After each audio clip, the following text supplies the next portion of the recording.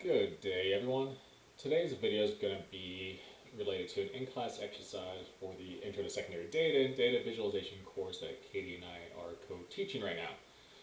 With that, this week the main topic was kind of environmental criminology, spatial data as a whole. So the in-class exercise exposed the students to what I consider like a treasure trove of national level data. Most of it has some geospatial components to it that are super helpful depending on obviously what you want to look at. With that, it's the HIFLD, so the Homeland Infrastructure Foundation level data through DHS. So what you see in front of you is kind of the general walkthrough of, hey, where to grab the data. And I already had the website pulled up. And we're going to go ahead and find and download the local law enforcement agencies. So as I come over to the HIFLD, and I'm already in the Geo platform, so if you had searched, you want to go into the open data for the Geo platform part of it. But the cool part is if you just scroll down, these are all different types of categories for data that's publicly available. Some are restricted, but this one is the open one, so everything you see when you click on any of these is open. I tweeted, I believe it was last week, on some of the land scan data that gives you the 3 arc-second ambient night and daytime populations, which equates to about 90 meters. Pretty cool because it's a different measure of population that moves away from census data or when people try to use a proxy of Twitter data, which I won't get into on this video, but I see it as very problematic when it looks at population. With that, our main focus today is on the law enforcement side of things. At the end of the kind of in-class assignment, I had them go on and just download another data set. There's tons in here. It's pretty cool to look at. Many of these I've looked at in relation to some of our terrorism data at the ATS in terms of just proximity to certain things, what's present within a county or census tract. So it's pretty helpful at a one-stop shop. It's, to me, a treasure trove of national level data sets. But with that, if we go into law enforcement, you can scroll down and you see different types. There's 6 as total, but for us, we're interested in the local law enforcement locations. You can see other ones in here, even the prison boundaries, which I've played around with and just looked at. But if we go into it, it'll actually map them for us out of the gate. Super helpful given it pulls up in Esri or ArcGIS Online, so we can see where they're located. Again, the purpose of the class is to show students and kind of teach them how to take data that we find publicly available often online. Yes, there's visualization tools built in, there's filters you can see here, but I want to download this and just play with it myself within Excel. So with that, you can export straight out of here, which makes your life a bit easier. So if we come down to download, it'll give you a couple different options. For our purposes, since we're going into Excel, we don't want a KML or shapefile. This should be familiar at this point, given how we've used especially shapefiles in Excel. For our purposes, we're going to download the CSV, and then we'll open it in Excel and still be able to map and visualize the data, just in a different fashion. So download. Keep in mind, remember where you're saving it. Mine's auto set to the desktop itself. Save. And then of course when we open the data set, I'm going to give mine a second to open here. The key part is, and I harp on this every time, is once you open a CSV, if you're going to be using it within Excel, especially from a mapping standpoint, you want to save it as a workbook to give yourself the ability to 3D map. You can still use the maps part of it, the fillable side that, like I've said before, is very easy to use within some of our larger data sets or spatial units that you oftentimes see in a data dashboard. For our purposes, we're going to actually map some of this data, so we need to be able to use the 3D function. And with that, we're going to go into File, Save As, and we're simply just changing this to a workbook. Click Save.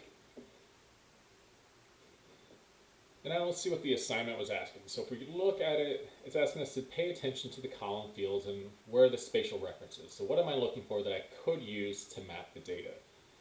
And then once we do that and we show it, it's asking to filter for data that's contiguous within the United States. In class, I had it as the continental.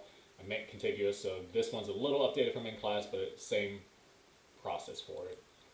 So we look at the data set, so if I enlarge it, and I space each column, and kind of let's go through it and look at it. So we know the name of the agency, which is helpful. We have the address, We have the city, we have the state, zip code, telephone, the type, which is super helpful. We just switch back. So the type, always pretty cool. And this is where I think it's a nice data set that if you wanted to do other type of policing work, this is a nice place to pull an easy to use data set to start from. The population, some of these you can see at -999 is typically the missing part, but it gives you the population being served, the county FIPS, country we already had, the Latin law, so that's our points. The NACS code, North American Industrial Classification System, which is long, just NACS, and this is kind of the description and the source of where the data came from, so you can see it came from the BJS website, which is always nice to see. The nice part, and we'll use it at the end, is some of the information we have here. So we have full-time sworn, number of mobiles, part-time tribal. For the most part today, we're going to stick to the full-time sworn and just kind of show across the U.S. we think of police being pretty commonplace, but there's not a lot of agencies that have over 100 officers. If we truly think about some of our city sizes and what population they serve, we have a lot of smaller agencies. So with that, we're going to look at that, and we're going to pull it up and go through it. But with that, we have multiple spatial units we could map from. We could make a pivot table and count based on how many agencies are within a specific county. We also have the state. We could do a pivot table where it has the state and the count of agencies within that. So we could do county, state. We have city, oftentimes, unless there's a local, say, college or something like that that has their own police force. Typically, city's going to kick to one. But with that, you could have multiple agencies within, obviously, a state, but also a county. So if you see at the end of the assignment when I scroll down here in a bit, those are some just follow-up parts you could do. Now with that, it does give us our X and Y. And why I say this, I'm going to delete these, is within Excel, it prefers the WGS, World Geographic System, versus projected data itself. So with that, I'm just going to highlight these and go ahead and delete. And now if we highlight our data set, Control Shift down over right and down. I'm going to go into Inserts. And I'm going to 3D map our data. You might wonder, well, I'm not filtering my data yet. Correct, I'm not. I'm going to do that within the map function itself versus pre. Mostly just to show you some of the filtering options within the 3D maps function of Excel versus just always using the filter within the Excel spreadsheets part of it. Keep in mind, give this a second, you can see we have just over 23,000 local agencies that we're pulling from. So Excel is trying to identify, are there spatial references in it? Can we map it? And then let's map it. So it's processing all this data and trying to be preemptive in mapping this data for us.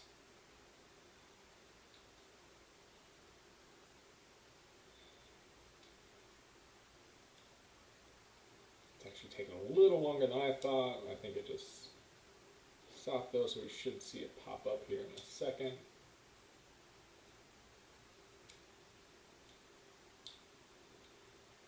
Or not. Keep in mind, if you're in the class, that I still deal with the same issues you all do with the lab computers. Some days do it faster than others. I've even cleaned up room on my computer and space and memory to help it run faster, and it's still, there we go. Still a little slow, and let me pull this over onto the other screen for us. So you can see it already picked up our address as the street, our city as the city, county as county, our country as country, and then also the Latin law and state zips. It automatically matched these for us. We're in great shape. You can see we even have Hawaii, Alaska, Puerto Rico, the islands, also Florida. So we have a ton of data here. And this is why I said, let's try some of the filtering within the mapping part, because it is a little different, not crazy different. We've gone through it in a couple different videos before. But if I was interested in only the the contiguous United States, almost the continental again, let's get into adding a filter. So if I do this, I'm going to do it based off of our state. So if I scroll down, I do not like, and I've said it before, the fact that it's in alphabetical order versus the variable list that you see on your screen. So for me, I want to highlight all, and then I'm going to unselect Alaska, and I'm going to scroll down Hawaii, and keep scrolling for Puerto Rico PR. You can see now that I'm left with the contiguous United States. So I'm good to go there. I'm going to collapse this just so I know I still have the filter. And let's see what was next up on the assignment part. So I have that filtered, create a pin map. So we have that. When I say point map, within our Excel part, this is as close as it gets to a point map itself. So it does the bars itself. So if I were to zoom in, each one is a point itself, so a bar. It has the corresponding lat long based on the city and state that it's located in. Now if I were to change this to a heat map, you can see, not shockingly, where we have a lot of population hubs, we have more agencies. So we see that. It's not too crazy when we have dense population, we're going to have multiple agencies and everything with that. The cool part is you do see a pattern once we start to go out west. The terrain changes, population changes, so we don't have nearly as many agencies from a cluster standpoint as we do in, say, the Northeast. All right, let's see what's up next now. So we did the heat map, so let's customize the map, flat, choose a new theme, add some labels, change the color.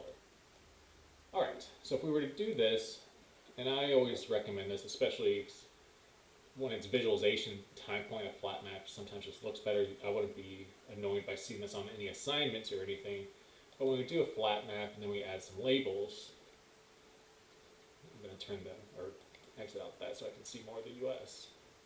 We can add our labels, and then when I say to change the color of the points itself, so if we were to do points, we have layer options, and this is where we can change the color of what those would look like. So if we want one of these to be, let's go with purple.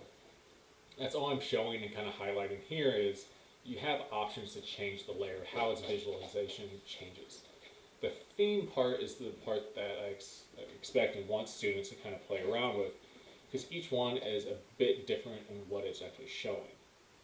Some are better than others. Depending on what you're trying to show and visualize is key to what one you should go with. So let's choose a black one because I'm always a fan of dark scale. Not bad, but what are you trying to show with this? If we zoom in on some of these, and I'll pull up another map theme here. We can even bring up the terrain part so where we know, obviously we have a forest here, we have waterway. That can be helpful. Depending on what you're trying to visualize and show, you should pay attention to the themes and how you change it based on that. A nice, almost monotone white, depending again what you're trying to visualize and tell a story with, should dictate and help with the theme that you're selecting. This is really to introduce you to this. The next couple of steps we'll get into how this can be beneficial. So we did that, and now we want to apply an additional filter to only show agencies that have greater than 100 sworn officers. And we'll use a bar chart and change the height to full-time sworn. We'll mess with the angle a little bit, and we'll pan to a specific state, so we can add another filter that way, so we restrict to simply one state. And then we'll go over how to make a video. All right. First part is we want to apply another filter. So if I'm going to close the layer options, I'm going to add another filter, but this one's now based on the full-time sworn. Now when this opens up, and this is where it's the tough part, if you click anywhere on here and try to get exactly 100, it's going to gray out this advanced filter here. But to make your life easier, since you know the exact values, you click the advanced filter, click on that little blue drop down, it's greater than or equal to, and then if we type 100 there, apply the filter, you can see it goes way down. So we have a lot, and I'll take it off again.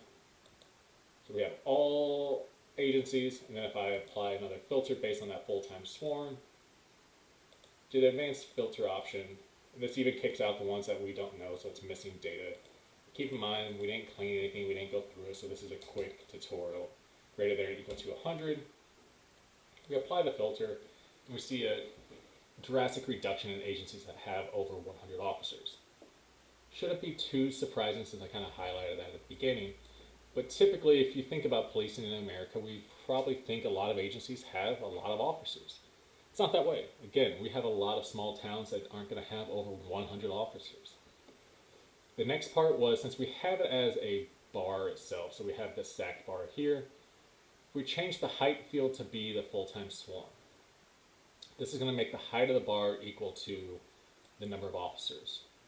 So if we do it this way, you can't see anything too great. You can see New York's kind of sticking out already. But if you change the angle in which we look at it, I'm just clicking down a bit more. There we go. You can start to visualize the change in the U.S. based on the number of officers. So you can already see that New York, compared to anywhere else, even our Chicago one here, I'm assuming that's Chicago just based on the quick location, is drastically higher than any other city we have.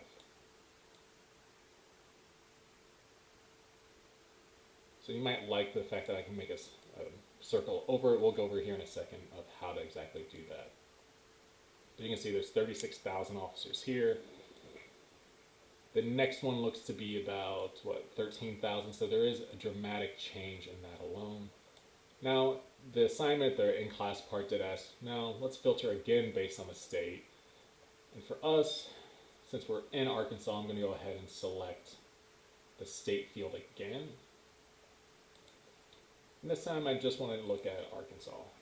So you can see the visualization changes based on the data that we're specifically looking at. So if I zoom in here, you can see the agencies, the one in the middle, Little Rock, has about 525 officers. But you can see there's not a lot of agencies within Arkansas that have over 100 officers as a whole.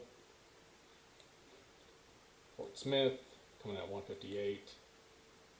I'm assuming that's Fayetteville. Oh, county maybe. Yeah, full-time sworn. So it gives us some pretty cool abilities to look at that and zoom in and out of that. Now if I wanted to change the theme here again, I could change it to where now this is a dark scale, everything's monotone that way. If I want to go back to kind of a grayer scale, we're good. If I even want to change it back to the original until we have some color to it, we can do all of that. What some people like to see then is the ability to visualize the data. We can do it in a couple of different fashions. So say I wanted to just do a quick video, so I want to create a tour. Oh, I didn't want to save it yet. So if I bring up the tour editor again, I come into, it would be scene options. So either way, if you want to click it up here or within our tour. Say I wanted to do a push in effect on this. So I want to push in. I want it to be, let's say, 30 seconds. 31, let's go with that. And then I'm okay there, I'm okay there. If I just have play tour. So it's going to zoom in based on my current extent. So again, if you don't like, say, how this is zooming in on a specific point, if I were to zoom out all the way, try to make that in the middle. So if I were to zoom out and start from here, so this is my starting point, and I want to zoom in, play tour. It's trying to find the center point of what your screen is looking at. That's why it's more difficult if you're trying to zoom out to in. It would make sense if you're within a specific state to do it that way. Or if you're trying to highlight a specific street or anything with that. Your other option, or you have plenty of options within it, but your scene options, you can push in, you can circle. So it's about 30 seconds to do a half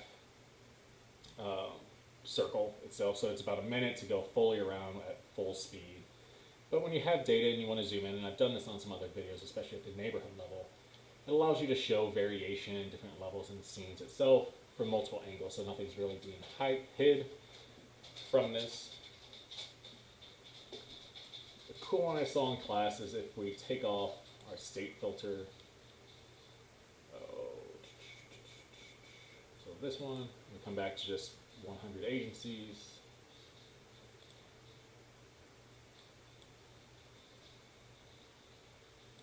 There we go.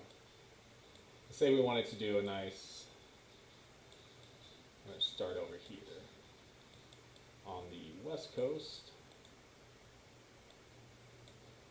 A nice one could be a flyover, and I think this is a good one, especially if you're doing something across the US or a larger area. But it gives you a nice just flyover. That's a bit slow for my liking. So if I go to scene options, it's actually the fastest it will go.